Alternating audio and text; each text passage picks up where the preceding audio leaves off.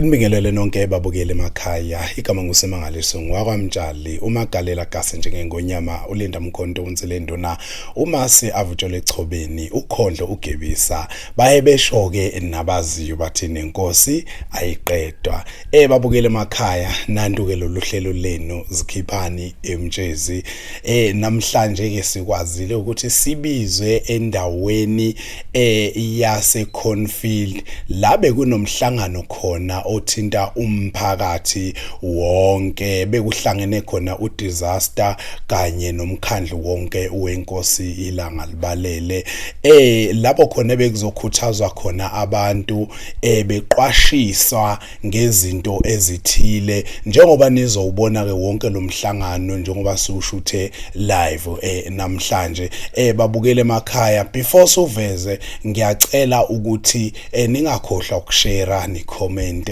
ni subscribe na ku YouTube kumphakathi wonke wase Cornfield ngifuna ukunitshela ukuthi ani bancinyana nani ngiyacela ke ukuthi kuma group na kumphakathi wonke wase Cornfield niqhubeke ni share lo mhlangano wenu ukuze kuzokwazi ukuthi kusizakale nabo bonke abebengekho kulomhlangano ngoba kuyenza ukuthi abanye ukuthi basemsebenzini bebefisa ukuba ingxenye lo mhlangano kodwa uthola ukuthi okuningi basalile kona kuze bethola ukuthi bekukhulunywa ngani ngiyacela ukuthi niqhubeke ni share leli page noma ni share le link yalomhlangano ukuze ifinyelele kubo bonke zikhiphani emtshezi ku YouTube siyatholakala ku Facebook siyatholakala na kanjalo ku TikTok siyatholakala ngicela nenze sure ukuthi niyasilandela siyabonga kakhulu nawo ke umhlangano ngicela niqhubeke nolandele njalo njengamanje sicela ukuqala ke manje uhlelo lethu igama lami mina nguphumelele nguMantshantshali Vilakazi ngidabuka khona la eScourt kodwa ngapha emasaba pha ngapha ekuthiwa kusemhlanga aseLoskop ngiqhamuka emhlanga waseLoskop niyayazi Loskop ngiqhamuka ngakhona ke emhlanga wakhona namhlanje ke njengoba ninenhlanhla navakashelwa la endaweni yenu yase Ward 19 eCornfields siyabonga lapho umsindo sesicela ke manje ukuqala uhlelo lethu lwanamhlanje ngizocela nje ukuthi siqaleni ngengoma ezosifudumeza sibe singena ezweni lenkosi amen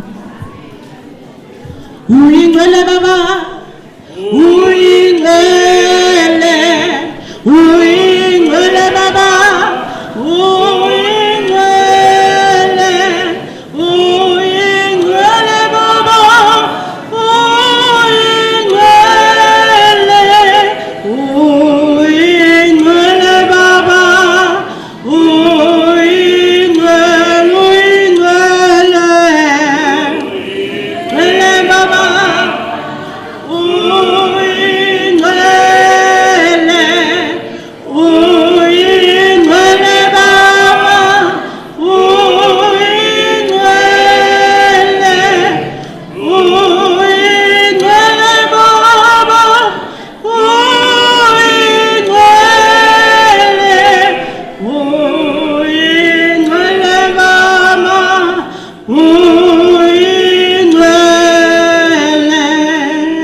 ukuvulela ngizwe ukhokhtha sekhona ngaphambili sports arts and culture angimboni la ngaphambili DSD usekhona uthukela selikhona municipal inkosi langa libalele angimboni la ngaphambili iceleze ngaphambili uLabor usekhona la ngaphambili ukhokhtha usekhona la ngaphambili agriculture angimboni ngiceleze ngaphambili uDepartment of Health ngimbizile kodwa ngikamboni futhi la ngaphambili uba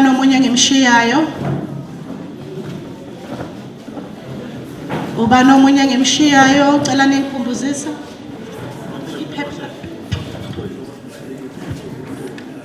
akhona la ngaphakathi engihleli nawo la eduze kwami ngiyanibingelela ngibingelela induna amazikhona ngibingelela abafundi abase primary nabase high school mabekhona ngibingelela ikomiti lendawo.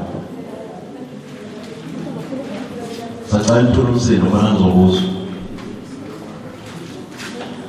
Ngibingelela ikomiti lendawo malikhona, abasebenzi bakwamasipala, sibingelele nabakwa-CWP uma bekhona la, sibingelela abakwa-disasters, i-managers zakhona nabasebenzi bakhona aba-disasters, sibingelele iy'memba zonke ze-war room khona la. Bese nje ngokukhethekile ngibingelela umphakathi wonke. Sanibonani, niyaphila? Siyaphila. Gcina i-bridge lasoqabango linenkinga njengamanje. Inkontraki ekade iqashiwe sebeyiterminateile, kusho ukuthi bazosiqashela enye kusukela ngoJanuwari February nje bazosiqashela enye inkontraki ezoqedelela. Kusho ukuthi nakhona bathe uDOT uyena okufuneka ukuthi mhlambe ethi ukusilekelela ebridgeini uma kungahambeki. Bese kuthi okugcina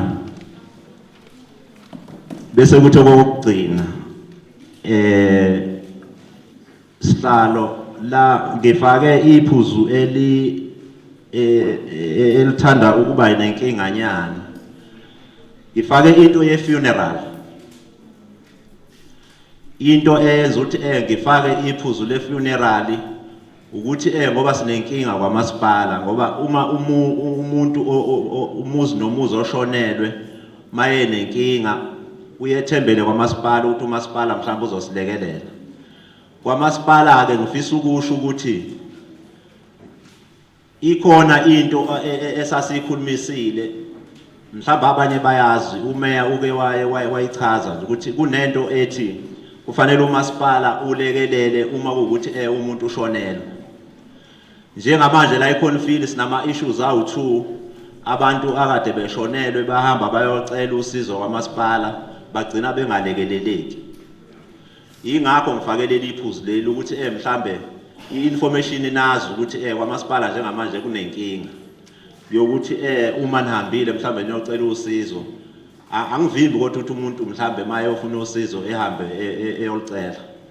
Kodwa ngifisa ukusho lokho ngoba ngelinye ilanga mhlambe izobuya kumina ukuthi why mhlambe ngingachazi. Umasipala ILM DSAC, Sports Arts and Culture, DSD,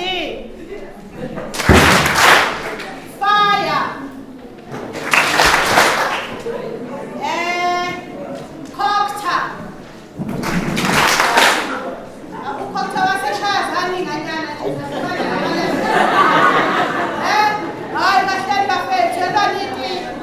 all right. Economic Development and Environmental Affairs. All right. I'm going to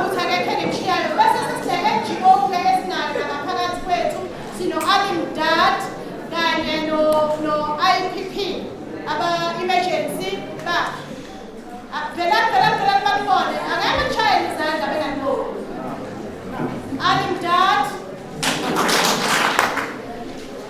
Oh, nesibabonela kithi. Secela bize ngaphambili, Dad IPP, cela bize ngaphambili. Cela bize ngaphambili abantwana. Yayicela kahle. IEC cela eze naye ngaphambili, nasi isitulo. Sasa.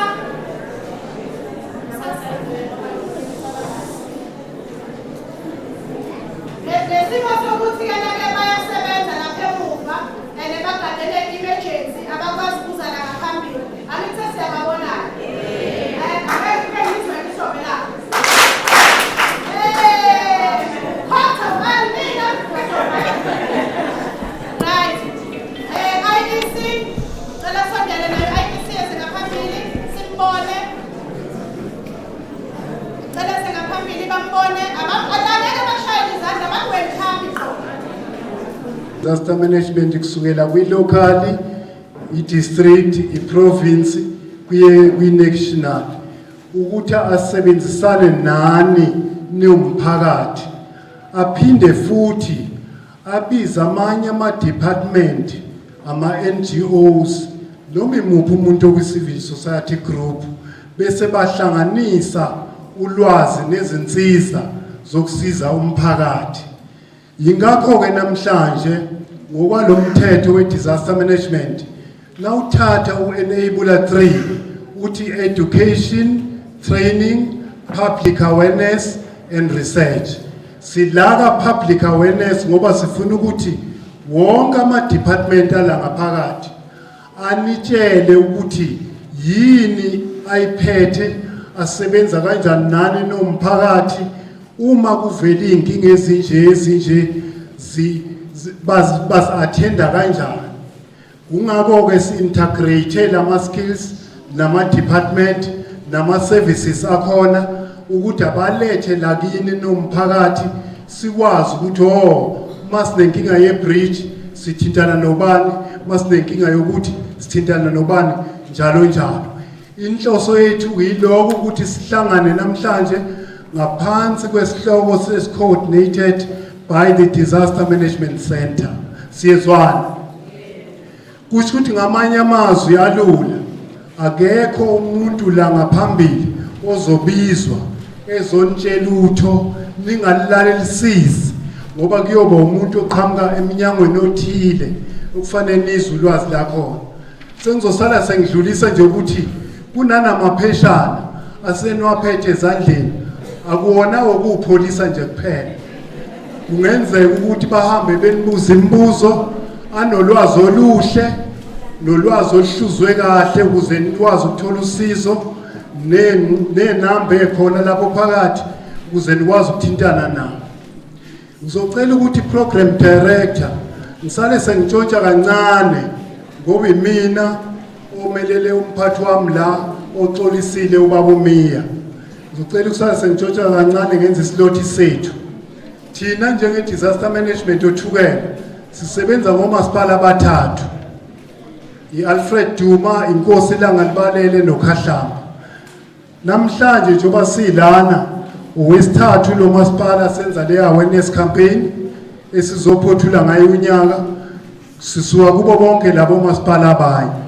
Nani sithi qwashani niqaphele konke okungase kuthintane nenhlekelele, yibazini kahle abantu laba abaxhunywayo noma okuthintwana nabo uma kwenzeka izigameko. Ukhansela uke waveza ilist ethinta disaster management la kule jurisdiction ithinta thina njengothukela, ithinta inkosi Langalibalele oza kwethu ababheka indawo ngokwa ward 19.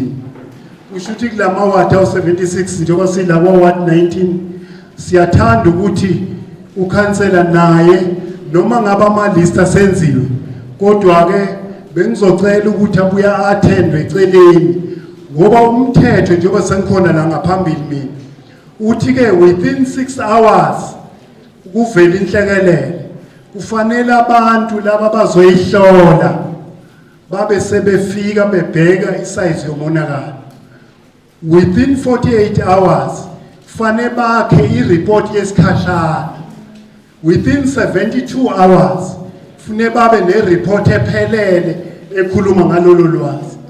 Lokhu kusho ukuthi noma ilist kakhansela izo-attendwa kodwa sicela ukuthi ningaphakamisa amaphaphu kakhulu, bazoyixoxa bathintana naye kule district ukhansela bese naye echazeleke ukuthi kusetshenzwa kanjani ngoba kahle kahle okunye ngizokudlulisa basube ngabhalisa amagama omphakathi, basuke bezohlola umonakalo bewucwaninge bese bethatha izinqumo benza ama recommendation aqhubeka kwamanye ama department.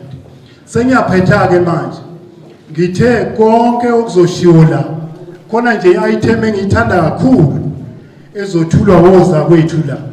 Ngicela niyilalelisise ngoba siyayiswabona ama-gap avele emphakathini makade ubhalisa ukuthi ama-recommendation aya kwi-province azohamba athinteke negative kodwa oza kwethu bazanithulela ngesikhathi sabo. Ngithi sengidlula-ke kulokho uma kuvela okuvelayo thintanani nalezo namba ezilapha emaphepheni, ithintane nokhansela ama-CTW nabanye. Program director ngibonga kakhulu. Of Employment and Labor angazi noma nganibuza nombuzo ukuthi mhlambe ku Department of Employment and Labour ngaphandle kwe UIF ikuphi enikwaziyo?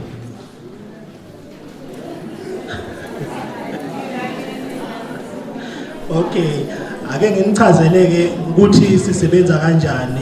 Okay, kukhona wona uUIF loyo Unemployment Insurance Fund osebenza ukuthi anisize mangabe nisaphelelwa amatoho.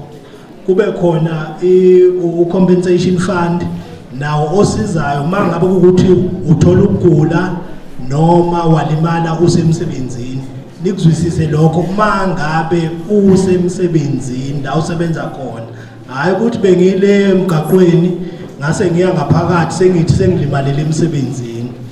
Kuphinde kuzoba khona inspection and enforcement services ababhekelele bona bahlukene igaba ezimbili.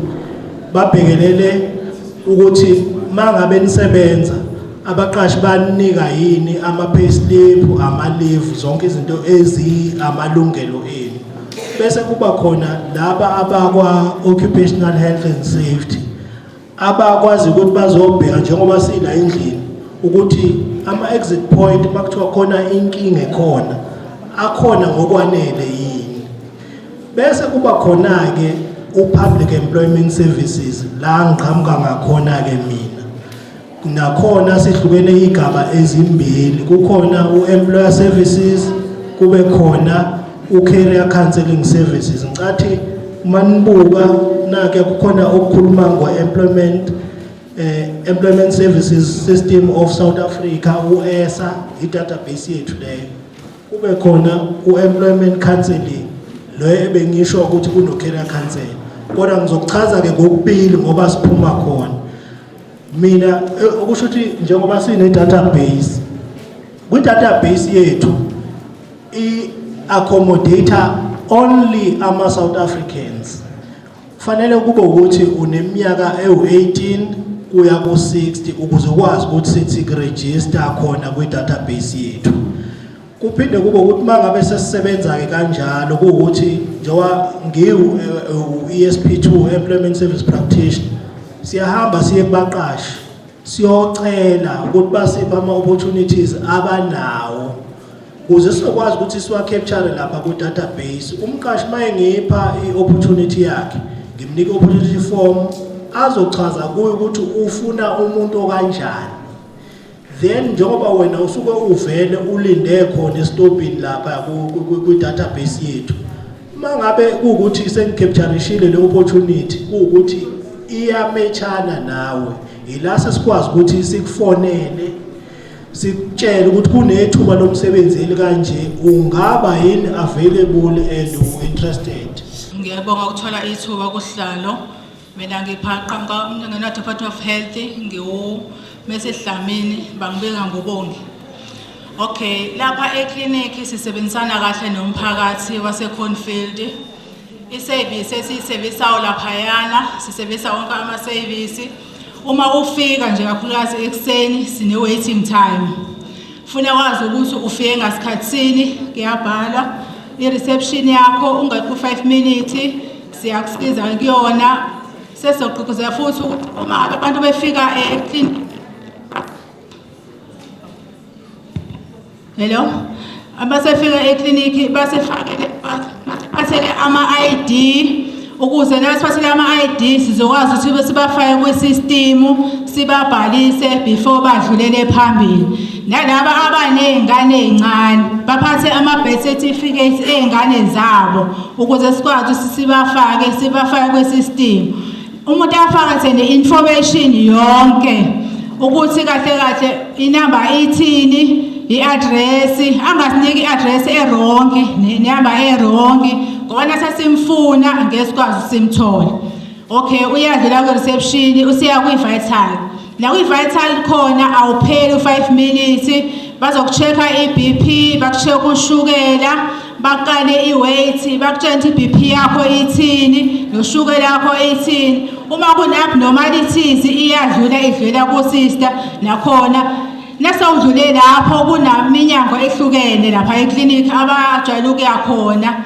Kune service yezingane ukusigoma khona izingane bese kube khona iservice yabakhulelwe, bese kube khona iservice echronic, nabagulayo ke bangena yonke indawo.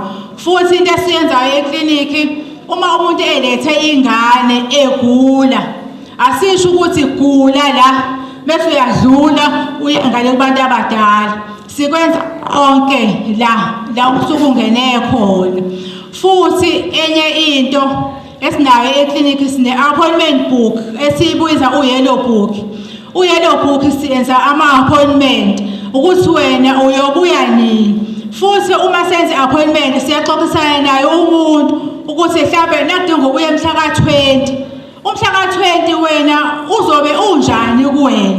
Uzokwazi ukuthi ubuye uze ekliniki sivumelana. Sikhumbuzane na ukuthi ama-date amanye alandelayo athini. Kodwa ke sengiphetha okuhlupha kakhulu. Kunamaphasela afikayo lapha ekliniki uthola ukuthi abantu awalande aze avulwe. Ngizogqugquzela ukuthi abantu balande bangaze avule aphindisele emumva. Umphathohlelo uyasho la ukuthi ngubaba uNzuza ngokusebenza ngisebenzela ikhomishana yokhetho ezimele uIEC. Sivakashela eWard 19 kulomcimbi ukuthi nathi sizodlulisa ukuthi isikhathi sokhetho ngathi seseduzane. Sizokhumbula sonke ukuthi ukhetho lokugcina esibenalo lohulumeni basekhaya lalungo 2021 kumhla ka1 kuNovember. Ngokomthetho sisekelo ke wezwe ukhomba ukuthi ngomhla ka1 kuNovember ku2026 ababekhethiwe bayobe sebephelelwa isikhathi. So kusho ukuthi ke mawuqhubeka umthetho sisekelo uthi ku-IEC azingapheli izinsuku eziwu90 okuyinyanga ezintathu kusukela kumhla ka1 kuNovember 2026 lungababangabikho usuku lokhetho. So kusho ukuthi kusukela ngomhla ka1 kuNovember 2026 akufanele kushaye umhla ka27 kuFebruary 2027 ukhetho lungenzekelanga. So ngaleyo ndlela ke kusho ukuthi siwu-IEC sesiqalile inhlelo zokulungiselela lolo khetho noma singakalazi usuku lakhona. Siyakhumbula ke sonke ukuthi uma ngabe kuzoba nokhetho kubalekile ukuthi umuntu akube ukuthi ubhaliselile ukuvota futhi njoba kuwukhetho ke lo uhulumeni basekhaya kuyaphoqa ngempela ukuthi zithole ubhalise ewadini ohlala kulona, because mawungabhalisile khona angeke ukwazi ukuvota.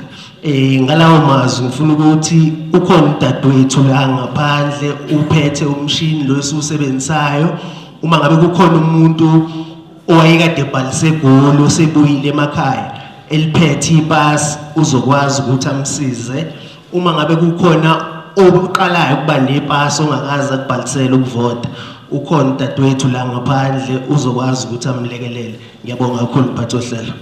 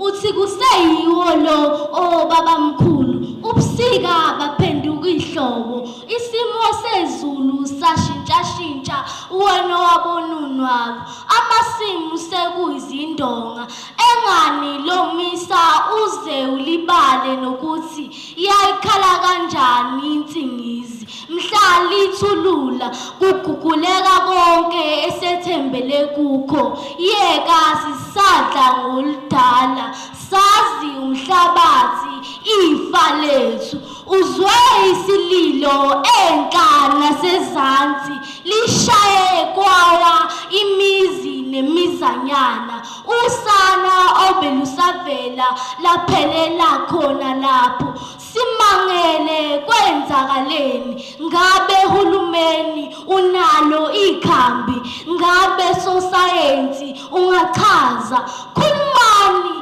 konakalepi uthi lezi ziqholo azihlumezi imvelo lemlilo esishisa mihla yonke ayisiyimbangela akahlale phansi sixazulule ixabene kumbe zingabuye emasisweni libuye nezwe lethu. Sibingelela umphakathi waseConfield. Isibongo khathela uqaba. Baba uCaba Ncese. Angazi ngoba sona umcabangiswa yini. Kumphakathi waseConfield, shine Confield shine. Angibingelele umkhandlu inkosila ngalibalele. Sibingelele uthukela, sibingelele ama sister departments akhona, sibingelele ama social partners esinawo ngaphakathi. Ngingumncedisi ngwakamakuyi Sibongo, ngisebenzela umnyango wakaCocta ngaphansi kwe-directorate okuthiwa u-disaster management. Ngiyabona lapha kwi-program bekubhalwe uza kwethu uThokozani Vilakazi noSikhumbuzo abakhonanga-ke ukuthi bafike kwasekujutshwa mina-ke ukuthi size la. Siphuma emnyangweni wezenhlekelele ohlukene kabili. Umnyango obhekene ne-disaster management kube umnyango obhekelene ne-fire and rescue services. Ingakho namhlanje ubone bekhona la icishamlilo. I-district-ke isichazile ipurpose eyenze ukuthi umphakathi siwuhlanganise la. Asifisi-ke umphakathi waseConfield ukuthi siqhamuke namagama amakhulu azogcina engayisave ipurpose. Angithi nisekhona? Nami ozokumamela ngizomnikeza 1000. Ngikhompisa nokhansela manje. Kodwa ngiyacela angizukuba mude izwi lami likhulu kakhulu kuyazwakala. Ningiphe nje isikhathi esincane bese ngidlala phansi. Siyafisa ukusho ukuthi asizukuqhamuka namagama amakhulu abhalwe kuma act esiwasebenzisayo ngoba umphakathi uzogcina ungayizwa lento kufanele ukuthi uyizwe. Lana nizoqwashiswa njengoba siza kwi-festive season. Ngiyakhumbula unyaka ka-2023 ngoDisemba eMnambithi kuba khona ama-floods. Kunabantu more than 30 if I'm not mistaken abagcina beluza impilo zabo. Kwenzeka njenake kwahloma izulu, uma lihloma izulu njengenjwayelo umuntu ayathi na alithi lina libe selina sengasekhaya engithi azange bazike ukuthi logcina imajority yabo bagugulwa amanzi behamba ngemoto. Siyakhumbula umndeni wakaMsimanga eRosbom okwacishe kwavala umuzi ngehlahla. Baba wakhona uthi uyobona umuzi kamfowabo oyekade emvakashele kanti usehamba ukugcina ekhaya. Silana ke somnyango kaCocta ngaphansi kwa disaster management ukuzoqashisa umphakathi ukuthi na uDisemba yeza indawo yaseMnambithi Escort iBackville ngapha kwi-inland enye indawo eno-experience ayikhukhula iphinde futhi experience ini imbani. Ngo-2023 kuthe uma kwenzeka igigaba zase eAlfred Duma ngomhla ka-3 kuJanuary 2024 kwathi kufihlwa eRosbom abantu ababekade beguguleke kumbe ababekade bemukile. Umbani washaya kuphi eBackville ensimini yomlungu. Abantu babekade besebenza bashawa umbani badlule emhlabeni. So ke kumsebenzi wethu ke sama departments akahulumeni ukuthi umphakathi soqwashisa ngezinto okumele ukuthi ugweme. Akudala umphakathi waseConfield sibuke isigigaba sasemzinyathi eNanda la khona abantu kuthe ekhambeni kwesikhathi angithi niyazi ukuthi kunendawo okuthiwa kufanele kwakhiwe kuzona ngithi bese umphakathi ukani isikhathi uthi hayi suphelile u5 years azikho ikhukhula kwaphela u10 years kusho ukuthi le ndawo lena azisafiki ikhukhula kunento ke ngesithiwa once in after 20 years indawo ethile iba nekhukhula abantu ababakhe kulowo ndawo leyo bathola isimanga bebavuka bavuka imithi yabo intanda phe kwamanzi. So ke umnyango wakhokha sizonixwayisa ukuthi nayi festive season iyeza ama floods ayeza imbani iyeza imoya amandla iyeza umphakathi awuqinisekise ukuthi uyaziphephisa. Yebo sihlala endaweni esemakhaya engithi kuthiwa izulu alikwazi ukudumeka kusebenzini womuntu angithi kunjalo akudalo yini umuntu ena akafisela ukuthi lidume izulu esemzini othile ngoba what if mhlambe lithunyelwe khona selengaze limshaye but ke esigqugquzelayo ukuthi umnyango wakhoktha usebenzisana no weather services bekhipha ixwayiso ukuthi endaweni ethile idokhuzana iwarning ikilesigaba lesi okukhomba ukuthi umphakathi ke awuqinisekise ukuthi uba sendaweni ephephile. Nansi ke festive season yeza kuyoze kushaye uJanuary sinalezi igigaba lezi esicela kumphakathi ukuthi uunderstand ukhona ukholi gwethu omunye usazochaza ngeissue incident reporting. Abantu babukhansela banomkhuba wokuthi uma kuphephuke indlu ukhansela ufuneka siye kuyene ngithi ukhansela ufuneka kusasa alethe imaterial akuhambi kanjalo umphakathi. Le sitting izoclarifyela nina ukuthi ni understand izimo umphakathi okumele ukuthi uunderstand uma kuthiwa kuphephukile. Nami la ngihlala khona eWembezi ngangazi before ngisebenze eminyangweni waka disaster ngangazi ukuthi uma kuphephuke indlu kufanele ngekhansela ngimtshela ukuthi ibig house yami ene roof yama tiles ifuna ukuthi ifulelo ngoba ilinyazwe isiphephe ngithi akhambi kanjalo kunemgomo elandelwayo kuze kuyofika kwiprovince kwawona umnyango esikona awuzakhi izindlu uzakha before izindlu zesikhashana but sekwathathwa kwanikezwa enye department ukuthi ibhekelele abantu abasuke bephiphekelwe izindlu. Waye ke sila sizo avoid ukuthi umphakathi awungabi nolwazi oluncane avoid la ukuthi asifundisaneni umphakathi lento obakuthusi njengabafundisi bazokhothela lapha eBhayibhelini kuthiwa ngenxa yokuswela ulwazi ngithi abantu bami bayabhubha. Umuntu menganalo ulwazi uyabhubha akabhubhi ke enyameni but uyabhubha even emqondweni uthola ukuthi ulwazi lincane. Siya ku December imizi izophephuka lokho nje kudaliwe andikenzeka asisho ukuthi kuzokwenzeka la but ngenxa yesimo sezulu esinokuvela kugcina kwenzeka.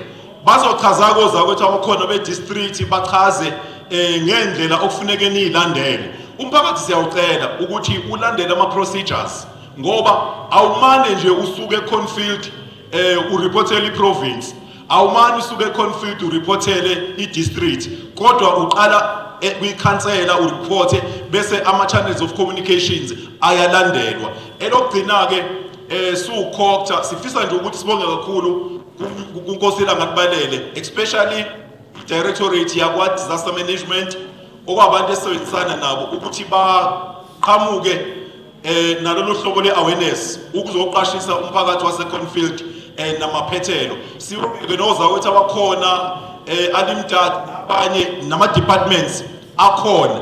Sifisa futhi ukuthi sikuveze ukuthi ekhathini eningi uma kukhona isimo sama floods umphakathi wazi ukuthi uma kuthiwa umuntu ushawe izulu umuntu ulokhuzile ugugulekile mhlambe kwamuka kuba umthwalo wedepartment ethile. Yes, akhona department abhekelele lokho, but kuqala phansi ewadini, kuqala phansi kuyikhansela kuye kwi-work committee kusuke ke kwi-district kuze kuyoreportwa kwi-province. Kuyenzeka-ke kwi-province uthole ama-calls asuka phansi emawadini, umuthi uyafonela ukhansela uthole ukuthi akazi. Kuhle emphakathi ukuthi nilandele ama-procedures nazise okhansela benu ukuze kube yibona abazolandela imigomo ethile. Sendawonye ngithi ngicela ukubonga-ke mina on behalf of disaster management angibange ngithinta le ukuthi akusizona kuphela ikhukhula umlilo kumbe ilokhuzana imbani esi-experience ngo-December, even imlilo, because uma ke kwakhona umbani eminye imizi yasha. Ingakho-ke ubone kukhona u-fire department ovela emnyangweni, ovela kumasipala waseNkosi Langabalele. Thina-ke as i-province owethu umsebenzi uqinisekisa ukuthi lama-act awu-2 okuyi-Fire Brigade Services Act ne-Disaster Management emkhandlwini akhele siyabona lawo act implementwa-ke emkhandlwini waseNkosi Langabalele ngama-section awu-2 u-disaster omele inhlekelele kube u-fire department omele imlilo. Kufishane-ke bafowethu ubaba uMakoyi okuyena kade ekhuluma kakhulu ngendaba yenhlekelele. I-disaster konje yini? Siyakwazi sonke lokho ngesizulu angithi. Inhlekelele konje into enjani?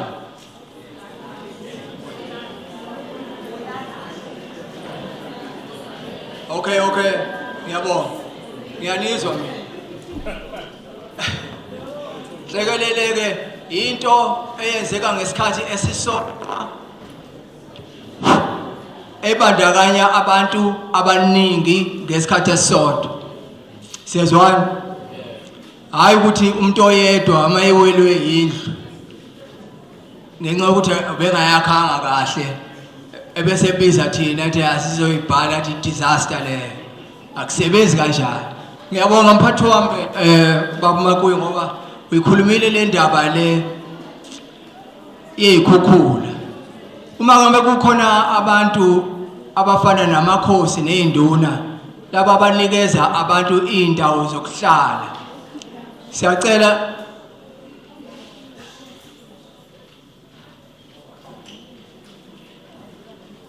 ukuthi bahlalise abantu endaweni ezingenazo izikhukhula, futhi bahlalise abantu endaweni lapho kungakaze futhi kwenzeke khona ukuthi kuba nephethu ukuthi amanzi ayama. Njengo DSD esidila nakho, sidila nomuntu qobo umuntu nje, sidile nomndeni, sidile ne-community.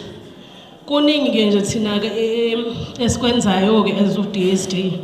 Nakhona lapha ka-DSD sihlukene kabili, khona ama-social worker, kukhona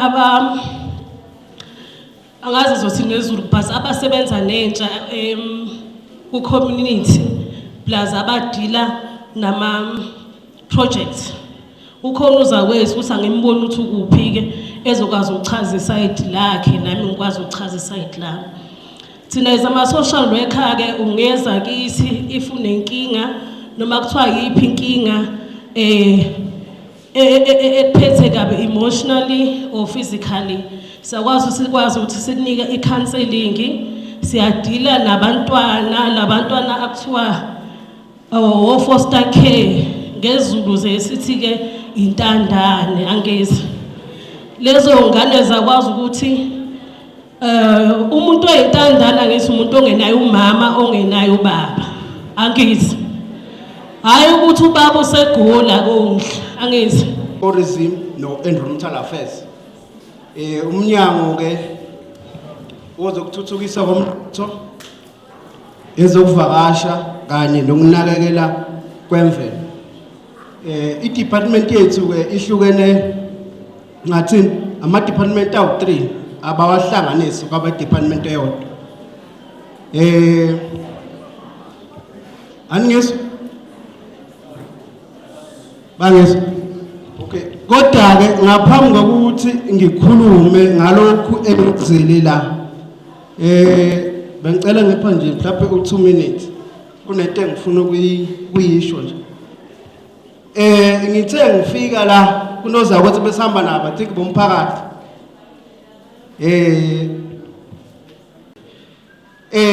Ubesethintile ke ozakwethu abasuka kwa disaster. Ngeke ngisakhuluma kakhulu. So i-department yethu idila kakhulu ngokunakekelwa kwani kwemvelo. Mina into engizoyenza ngizokwenza climate effects na mitigation. So lokho ke kahle kahle ngizokhuluma ngokuguquguquka kwani kwesimo sezulu. Lokho kuguquguquka kwesimo sezulu kudala ukuthi sibe nani nawo ama disaster lana esinawo khona la emphakathini experienceile kakhulu lo. So into engiyiphethe la uzakwethu uyasirculate lapha kunama pamphlets lawo. Ngiyayibona nayibona ngithi ikhuluma ngemlilo le lokho le pamphlets ukuthi namasino nansi iyangichazela ukuthi yini okumele niyenze kahle kahle ukuvikela ukuthi singagcini seshiswa imlilo and then phinde sibe nale lena iqhamuka from climate change section yethu from national department iyona le iyachaza nayo ukuthi ngisazonichazela nangayo ngenzela ukuthi niyibone nje and then masekuba nayi futhi iyachaza nangawo umlilo. Okay ke mhlawumbe umuntu uzobuza ukuthi yini i-climate change. I-climate change ukuguquka kwani kwesimo sezulu siyezwana. So uma sikhuluma ngezinto ezikanjena ke umphakathi awuze unganaka until lento ibahlasela. So kahle kahle size siba nezinhlakelele nje lento isuka kuphi isuka lapha kuthini ukuguquka kwesimo sezulu kahle kahle kudalwa ithina abantu siyezwana okushintsha kwesimo sezulu over isikhathi eside kuhlukaneke abantu bayiconfuse lento khona i-climate change kube khona ne-weather isimo sezulu ukuthi niyasazi lesi sifishane lesi esibona na ku-TV benichazela lapha ngithi so afani i-weather iyashintsha osukwini singavuka ekseni kuthiwa bekushisa then ntamba amaseliyana amakhosi izinduna ama-department lokho akhona bese sibingelela kakhulu umphakathi ukuba khona. Igama lami nguThamsanqa ngwakambeje ngihamba noSisu Sibahle sivela ka-IPSS okuyinkampani esebenzisana no-Alimdadi Foundation. U-IPSS no-Alimdadi umndeni owodwa uma ungasho njalo. Akukuningi kakhulu esizokuchaza. Ukhuluma kakhulu ngento ethinta into enhlekelele namhlanje. So u-Alimdadi Foundation bona badila kakhulu nento ye-rescue. Uma ngabe kusuke kuthiwa kunezikhukhula ezikhona eMnambithi noma eScott bona bahamba phambili beqale beyosicheckela kuqala ukuthi isimo semvula sithini khona isimo senhlekelele simi kanjani bese kuyabonakala ukuthi iluphi usizo kakhulu oludingakayo nakho ke la sikhona. Uma ngabe sikhuluma ngesimo sokuthi nakho kuthiwa abantu bayamuka noma kunezikhukhula fanele bo ithimba le-rescue mangabe selifikile qale ngoku-observa qala isimo sendawo. Indawo iyavuma ukuthi abantu abasenkingeni besheshe betakuleke kuney'nsiza kusebenza ezibalulekile ezidingekayo before kuze qala umsebenzi. Yingakho kwesinye isikhathi babukhansela uyothola imibuzo ethi labantu kanti bobabizelane kanti abazeli ukuzosisiza ngoba akwenzeki ukuthi umsebenzi ukwazi ukuqhubeka uma ngabe isimo sendawo sinobungozi obukhulu. Uma ngabe kwenze ukuthi amanzi asagcwele kakhulu emfuleni noma emhosheni awukwazi ukufaka omunye umuntu uthi akasize omunye umuntu begcine bemuke bonke. Yingakho ubone khona izinto ezisetshenziswayo ukuthi amagama esiZulu ave eyinkinga ukwabeka kodwa uyubona makusuka kwenza i-rescue ukuthi kukhona ama-vest afakwayo kune-gear thizeni yakhona efakwayo esetshenziselwa ukuthi wena oletha usizo kungagcina kuwena osogcina nawe sewumuka okwasana ugcina sewuyipatient sewuyinkinga. So igenge ye rescue yakho ke kwenzayo uma ngabe sesifikile eMtshezi kuyafika kubhekwa leso simo uma kumvula uyawubheka umfula ukuthi ucwebileni umbala wakhona unjani uyahamba noma umile before kuqhutshekwe nomsebenzi. Izinto lezi ezibalekile ezibhekwayo uma ngabe sekubhekiwe konke lokho bese kubona ukuthi kuphephile ukuthi ungakwazi ukungena usindise umphefumulo. Uma ngabe umuntu esekhishiwe ke emanzini wabekwa ngaphandle bese ke kufika ithimba la medical okuyilona elizothatha over bese liqhubeka nomsebenzi ila kungena khona ke usisusu bahleke lapho. Sanibona igama ngosibahle njengoba section thina njengaba IPSS isama paramedic kahle sidila kakhulu nokutreata ama patient. Ithi patient mayisiphumile emanzini abaka alimdad mase beyikhiphile mase thina siyafika ke siyaqhubeka ke mawukuthi ipatient idinga ama chest compressions which is ukuthi simphampa isifuba senza lokho. Ipatient amanye abuya adinga ukuthi siwafaka ama tube siphefumulele thina ngemshini yethu ngoba yona isuyingasakwazi ukuyiphefumulela. So thina ke sikwazi ukufika senze lokho, sikwazi ukufika sibize helicopter siyitshela ukuthi ngenxa yesimo sepatient sicela ukuthi ithathe lana mhlawumbe ise Albert noma isuse lana ise St Augustine noma ike la patient ezothola khona usizo elidingayo. So njengokufika kwethu lana nokusebenzisana nomphakathi okubalekile umphakathi omele ukwazi ngathi ukuthi nathi siyadinga ukusebenzisana nani ukuze save imphefumulo. Ngokusho kwami kanjalo ngiqonda ukuthini na? Ngiqonda ukuthi umphakathi kumele ukwazi ukwenza ama chest compressions. Umele ukwazi ukuthi okay mengifika kumuntu edindibele yini yokuqala into engiyenzayo. Ngithatha ucingo ngifonela abamtholampilo ngithi mina nangu umuntu la udinga usizo. Okunye sizokubuza kona efonini ukuthi number 1 uyaphefumula yini umuntu wakho. Kumele ukwazi ukucheck. Uyasibona isifuba sinyakaza, uyawubona umphefumulo, uyezwa mhlawumbe ukuthi umuntu no nakwenza ama sounds, izinto ezinjalo esisuke sizokubuza zona. Emva lokho mase siyacoacha ke. Beka isandla esifubeni zombili, mase emva lokho uyaphusha hard, emva lokho ubone isifuba sinyakaza, uzokwenza kangaki, isikhathi esingakanani, size sifike thina lapho. Ngoba umuntu mesuke ekhishiwe emanzini, kuningi okumele ukubheka. Uyakwazi ukuyiphefumulela lowo muntu lowo. Ngenze ukuthi ugwinya amanzi. Ngesikhathi egwinya amanzi uzomsiza kanjani before thina sifike ngoba kwezinye izikhathi before sifike kuye kuthiwa mhlambe sino 30 minutes sine hour. Ngaleso sikhathi umuntu uyasala uyafa. So wena ngoba usufikile and now uyazi ukuthi yenziwa kanjani CPR, uyamkhipha umuntu wakho umbeke eceleni, umbeke ngakwi side la ka left abekhwehlela amanzi. Mawukuthi akawakhwehlela amanzi, siyamcheck ukuthi okay ikhona yini pulse, ikhona impulse, okay should lo muntu unayo pulse, okay uyaphefumula ayo right. Sesiyakwazi yethu ukuxhumana nawe ukuthi ithini ke enye into ongasitshelayo mhlawumbe mawukuthi uyamazi ezinye izinto esithuke sidinga ukuzazi umuntu nazo yini izinto mhlawumbe i-medication engazwani naye. So ngingathi mina mengifika on scene ngithi mina ngizomchubha umuntu wami ngimchubhe ngento mhlawumbe ngesidakamizwa mhlawumbe singazwani naye mase qede isidakamizwa simlimaze kunokuthi simsindise. So thina ka IPSS ke sisebenzisana ngowalimdadi senze show ukuthi wonke ama patient nabonke abantu bomphakathi siyakwazi ukuthi sibafundise siphinde futhi sibalekelele sibatreat siphinde sihambe nabo ngaso sonke isikhathi. Ngaphansi kwa municipal health services, so umsebenzi engiwenzayo environmental health practitioner. Esizokhuluma ngakho la noma esizoqwashisana ngakho la ukubaleka kokusebenzisa ukudla kanye namanzi aphephile ngaso sonke isikhathi.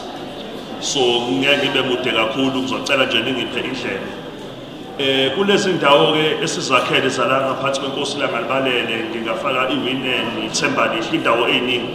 Sike saba nama cases lapha abantu beba nesifo noma begula ngenxa yokudla okubolile noma osekuphelelwe isikhathi. So njengoba silana noma ngilapha kwenu ngizozama nje ukuniqwashisa ngokubaleka kokusebenzisa ukudla okuphephile namanzi aphephile. Kakhulu lento aqeda ngisho usisi ibaleke kakhulu ngoba sila la eScott sinama cases amaningi aqhamuka especially kulabantu ngizothi abanezitolo noma itolo zokufika abadayisela ingane zethu sida ezikoleni noma emakhaya bedayisele ukudla osekuphelelwe isikhathi.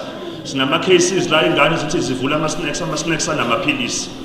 Ingane ke iyadla igule ingene emakliniki noma nezinye zigcina ihamba emhlabeni. So kubalulekile ukuthi njengoba singabazali sikwazi ukugqugquzela ingane zethu ukuthi zikubhekisise njalo ngaso sonke isikhathi ukudla ezikusebenzisayo. Nasemakhaya ke sibe nama cases athanda ukuba nzima ukuthi mhlawumbe kwaDladla noma kwaZulu bekunenkomo efile wakhetha ukuyidayisela umphakathi nokuba mhlawumbe ayilahle noma enzeni. Lawo ma cases abanzima siyagqugquzela nje umphakathi ukuthi singayidli into esinazi nokuthi ivelephi noma ithathwephi. Lokho kubalulekile. Mhlawumbe ke enye indlela ebalulekile sayisigcine ngayo ukudla kwethu kuphephile ngaso sonke isikhathi konke sibiza ukuthi 5 keys to safer food noma usesikhathi sithi izimpawu ezinhlanu ezenza ukuthi ukudla esikudlayo namanzi kuhlezi kuphephile ngaso sonke isikhathi. Lezo mpawu ngeke ngibe mude kakhulu. Uphawu lokuqala nje uma umuntu kubalulekile ukuthi uyigcine uhlanzekile. Uyigcina kanjani na uhlanzekile? Uma ubuya etoilet kubalulekile ukuthi ugeze izandla. Before uthinte ukudla kubalulekile ukuthi ugeze izandla. Uphawu lesibili saye sithi hlukanisa ukudla okuphekiwe nokungaphekiwe. Lokho kwenzelani na?